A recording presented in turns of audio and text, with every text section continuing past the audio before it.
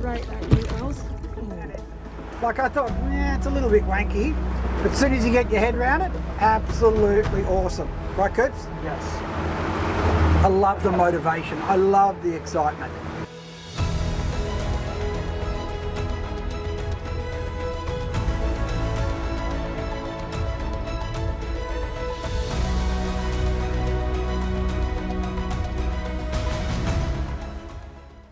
Alrighty, a lot of people asked about my Northbank 650 HT, it's a hard top. So it's now three years old? It's 4 years. There you go, she's holding up her hands behind the camera there. 4 years old, and a lot of people asking about what's changed, what do you like, what do you not like. But first, let's launch straight into what can only be described as an amazing 4 years with this boat.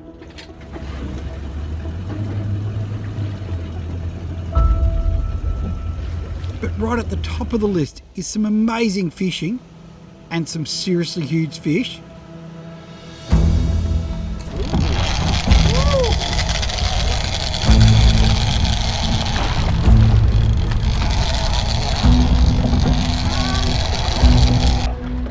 Give us a jump. It's a good fish. Angle in there, Auds. Yep. Coming up, that was a head shake. Oh, yeah, Sonny! You bloody ripper!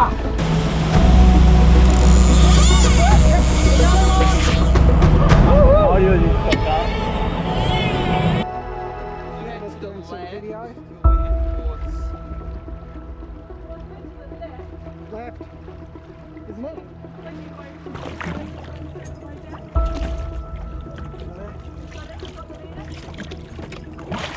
And some awesome, absolutely unbelievable filming. Richard is coming straight at you. And along the way, we've done our bit, always, to try and help understand our oceans as citizen scientists. Satellite tagging, dart tagging. What happened to your marlin? Snatched it off ya. And we've gone to incredible lengths just to deploy those tags. And remember, it's all in the name of science. However, one of the biggest surprises with the Northbank was the fact that we turned it into a studio and filmed nearly the entire docu-series of Fish Forever out of it.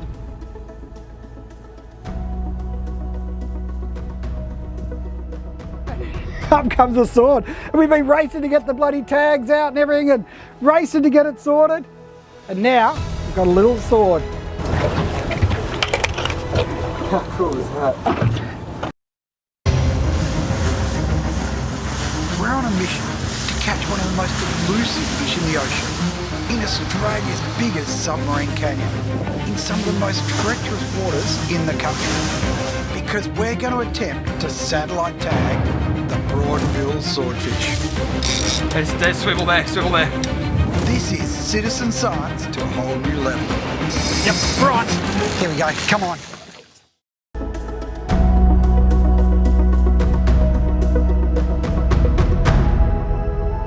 Now, 4 years on, what have I done? So, starting with the big changes. Upgraded, left Mercury and upgraded to a Yam 300. Now, don't work with Yam at all, but Joe, Sydney Watercraft, bloody awesome bloke. So I got him to do it.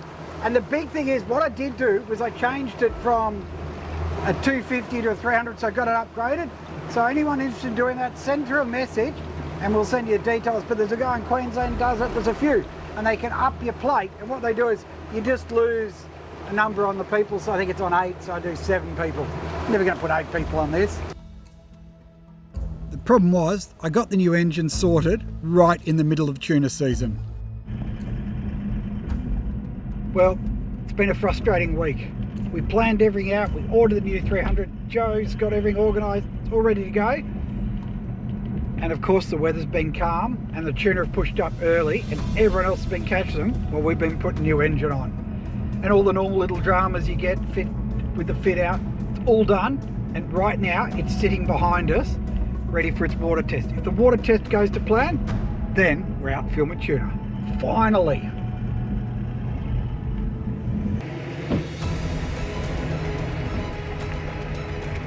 have to say there is something so exciting about putting a new engine on.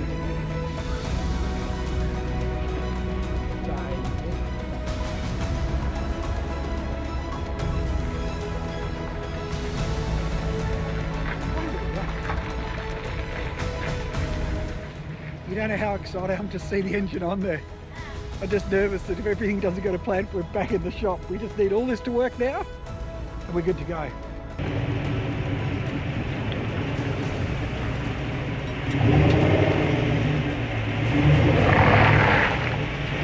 Nicely done.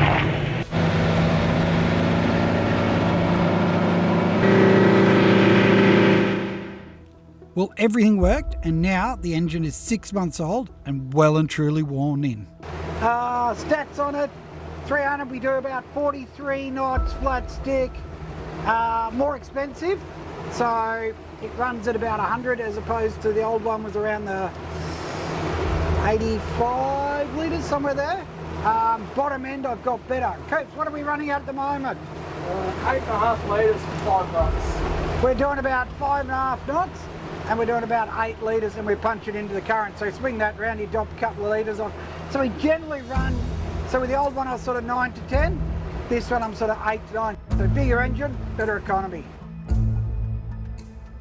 Big thing for me is Joe's around the corner and the servicing is a quarter of the price of what my last engine was. So when you do a lot of hours, this is really important for people when they're looking at buying an engine. You might save 10 grand on your engine initially. Look at what the servicing costs are, because I worked them out and it was more than double for the old engine. Now, if you're doing that for a year, suddenly this is a massive issue.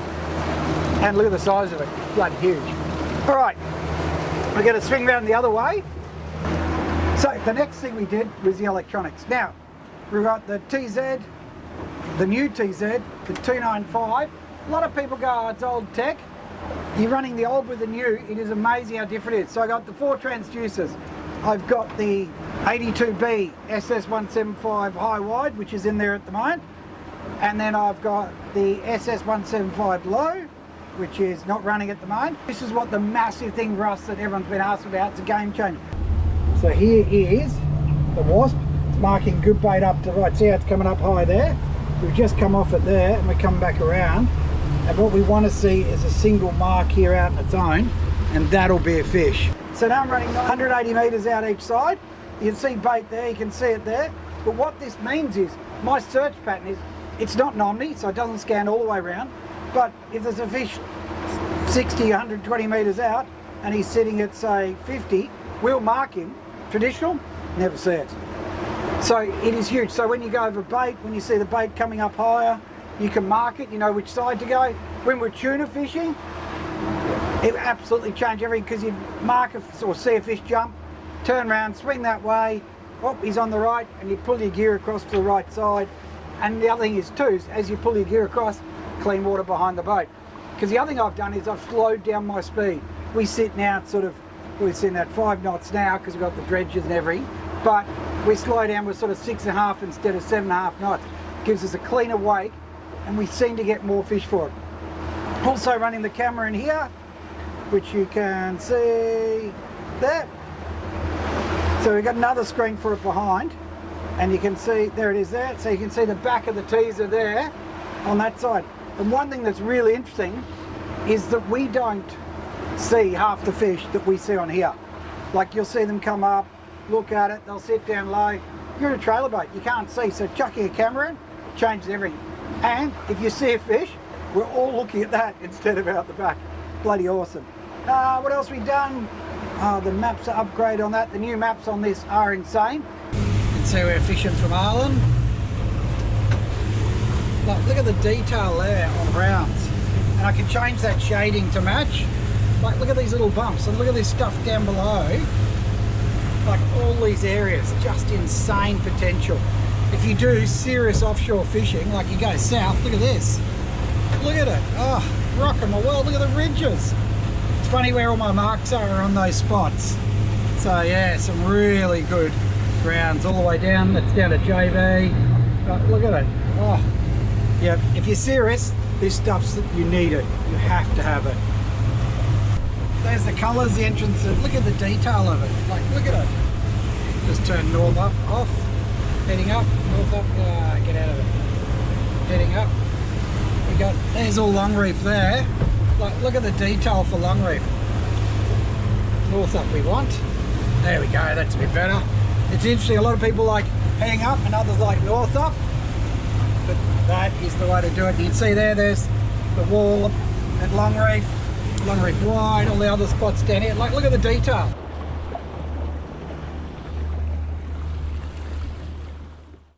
Other thing is, we didn't put a radio in the boat. They always get corroded and stuff. So the bloke's at, I'll just pull this out. Look at that, turtle box. This thing is unreal, it booms, and you can take it out and go camping. So don't spend a fortune and put it in the boat. Just take it and just take it out every time. Keeps you pretty good. Your vibes are happening? Good vibes? Well, I had to turn them off because you filmed it. Yeah, well, you know, copyright, mate, copyright.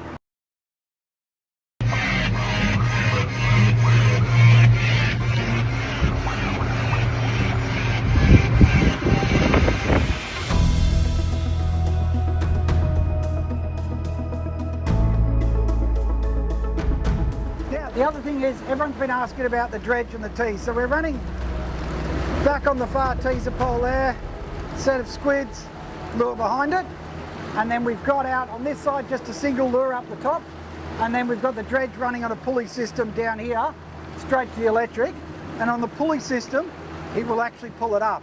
Just makes it easier in a trailer boat. Nice quick, we've got two baits ready to go, running two liveys. Normally run a skip and a livey. But at the moment, the fish here off Sydney are real finicky and, I don't know, just playing up funny buggers.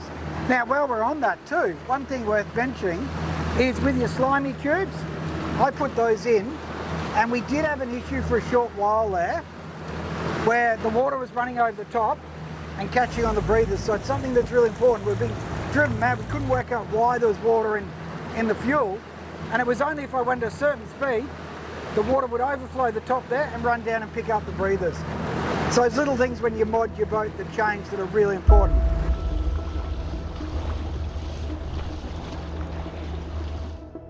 Now the other thing worth mentioning that's really important is you blow your pumps. They're cheap and they break all the time. Don't worry about warranties, you don't get one. So what I do is you buy the cassette style, so when your pump blows up, you don't have to rewire everything and replumb the whole lot. You literally unclip it, push a new one in.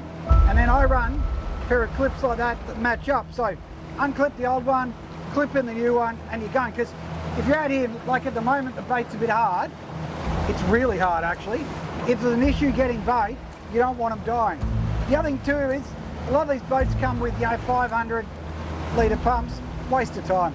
If it's not 1100 minimum, don't even bother. But put in a spare one. That's been invaluable. The other thing we've done is, if we swing around this way, so you can see now we're running on our riggers. We've got the two clips on there, so we're running for the teasers half, riggers are full if we're skip baiting and stuff. They're not expensive, easy to get, and they just lock it in for you. So that all of a sudden we're running 4 lines off 2 riggers. So very important, and something that's really made it easy. Another thing that I forgot to mention with the engine that is amazing, firstly, because it's fully electronic now, you've taken all the hydraulic steering out. Looks great down there. My Furuno was autopilot was hydraulics, and it was definitely, I like it better. I think it was more responsive, but I had to swap over to the electronic version because obviously hydraulics don't work anymore. But the one thing I did get that I absolutely love is the joystick. So you can actually drive this at different speeds on the fish, and it, like I thought, it's a little bit wanky, but as soon as you get your head around it, absolutely awesome. Right, Coops? Yes. I love the motivation. I love the excitement. So, yeah, it takes a little bit getting used to, but it is insane. The other thing we did up here, there's a couple of things actually. Joe redid the dash. So, because everything was changing around, it wasn't going to fit in, because I swapped engine brands, we redid it, and they put this, I don't know what it is, black Teflon I suppose on it. It's friggin' awesome. Makes it so much better. The other thing too, what we did was we put this black up here, which I reckon it looks a bit uglier, but what it does, if you've got the white reflects up on the windscreen. Absolute pain in the ass. While we're on the windscreens, the other thing probably worth mentioning is you get a bit more shade with the windows. Everyone's gone to the full glass, you get hot. Like you can see our $29.95 fan running there, and it does get hot, so it gives you a little bit of shade. And I thought I'd lose visibility. No, it's still perfect, still good. The only thing you must do is clean them with Rain-X, clean them on a regular basis, so there's more maintenance involved. Just with the teasers, I've got another one ordered from Shimano, the new Beastmaster, which is more powerful and pull up the dredge easier. But what I've done is, underneath there, and underneath just behind Auds' cute little bum there, is the other Anderson plug. So I wired them out, so instead of clipping them straight onto your batteries, they clip straight into your Anderson plugs, and one on each side. So if I want to run the teaser on that side or the dredge that side, I can swap at any time. Something that's really simple and really important.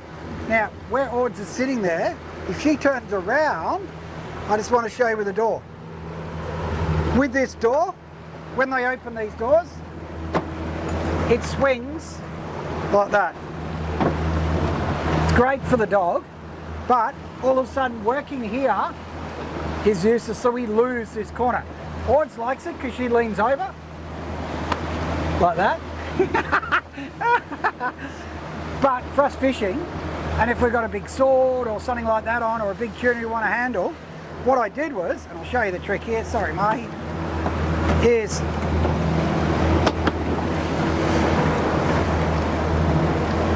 I changed the bolts around. So those two bolts slip straight out, whole door comes out. Makes it a whole lot more workable for big fish.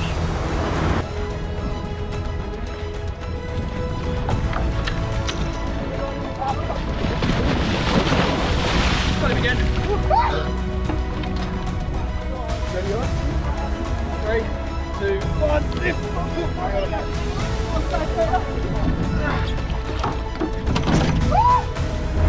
Now, one more thing that's really important. Everyone's asked, coffee. Okay, watch this. This is how we do it now. So, you have your coffee box.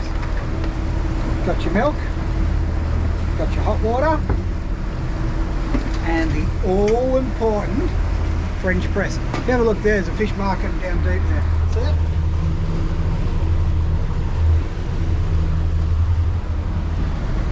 Really deep. Okay, French press. So, what we do is fresh ground coffee beans. Grind them ourselves.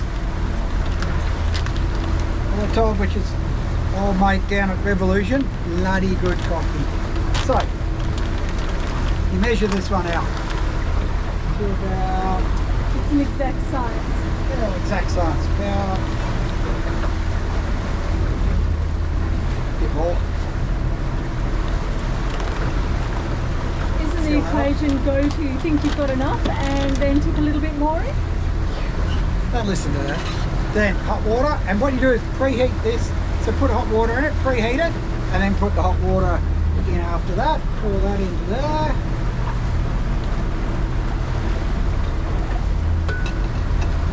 Perfect science here. So disappointing to see those fish like that now, and just not even coming up. That. Give it a minute just to relax. And then I'm going to put milk in, I'll get my coffee cup. These are priorities for trailer boat fishing. Just watching the cameras. If you're impatient like me, How long do you let it sit for? until I'm too desperate to, until I really need a coffee. Put your plunger down. Such a good thing. And I have to disclose, I did get this as a gift from Yeti. I didn't even order it, it just turned up and it was like heaven. Look at that. They know you too well. Oh, so good. A little bit of milk, which if you preheat this and then leave it, it can be an issue after a while. Just speaking from experience. Right, pour a bit of milk in, only have a dash of milk.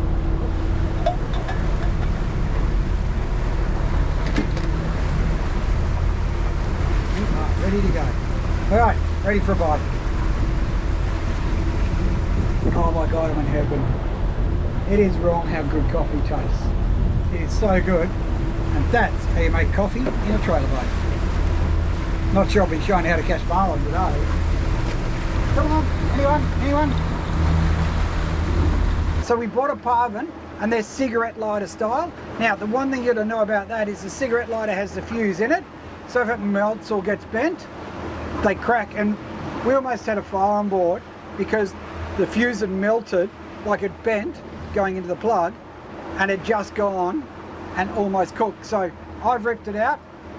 I hardwire it straight into a pair of plugs, into an Anderson plug, and I put 2 fuses on it. Just something, at the end of the day, it's cheap Chinese stuff that you just got to be aware of. And if that lights up, no, I'm not being rude, I'm just saying it's not an expensive power oven, that you just got to be really wary of simple things like that. Fuel tank, we move forward, so there's more room down the back for transducers. Otherwise, it's all pretty much the same. But if there are more questions, there's more stuff you want to know about it, ask us. For us, I love it as a fishing boat.